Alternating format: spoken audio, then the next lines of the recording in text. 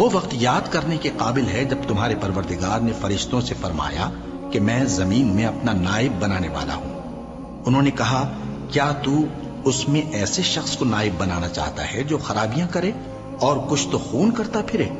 اور ہم تیری تعریف کے ساتھ تسبیح و تقدیس کرتے رہتے ہیں۔ فرمایا میں وہ باتیں جانتا ہوں جو تم نہیں جانتے۔ اور اس نے آدم کو سب چیزوں کے نام سکھائے، پھر ان کو فرشتوں کے سامنے کیا اور فرمایا کہ اگر سچے ہو تو مجھے ان کے نام بتاؤ۔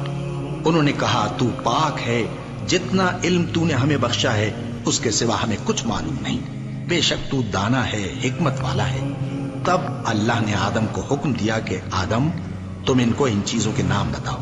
سو جب انہوں نے ان کو ان کے نام بتائے تو فرشتوں سے فرمایا کیا میں نے تم سے نہیں کہا تھا کہ میں آسمانوں اور زمین کی سب پوشیدہ باتیں جانتا ہوں، اور جو تم ظاہر کرتے ہو اور جو پوشیدہ کرتے ہو سب مجھ کو معلوم ہے۔ اور جب ہم نے فرشتوں کو حکم دیا کہ آدم کے آگے سجدہ کرو تو وہ سب سجدے میں گر پڑے مگر شیطان نے انکار کیا اور غرور میں آ کر کافر بن گیا۔ اور ہم نے کہا کہ اے آدم تم اور تمہاری بیوی بہشت میں رہو اور جہاں سے چاہو بے روک ٹوک کھاؤ پیو، لیکن اس درخت کے پاس نہ جانا نہیں تو ظالموں میں ہو جاؤ گے۔ پھر شیطان نے دونوں کو اس درخت کے بارے میں پھسلا دیا اور جس عیش و نشاط میں تھے اس سے ان کو نکلوا دیا۔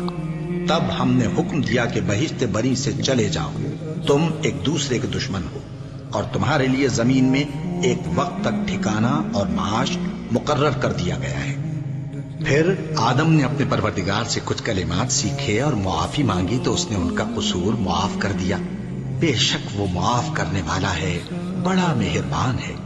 ہم نے فرمایا کہ تم سب یہاں سے اتر جاؤ، جب تمہارے پاس میری طرف سے ہدایت پہنچے تو اس کی پیروی کرنا کہ جنہوں نے میری ہدایت کی پیروی کی ان کو نہ کچھ خوف ہوگا اور نہ وہ غمناک ہوں گے، اور جنہوں نے اس کو قبول نہ کیا اور ہماری آیتوں کو جھٹلایا وہ دوزخ میں جانے والے ہیں اور وہ ہم ہیں۔ اور جب ہم نے فرشتوں کو حکم دیا کہ آدم کے آگے سجدہ کرو تو وہ سب سجدے میں گر پڑے مگر شیطان نے انکار کیا اور غرور میں آ کر کافر بن گیا۔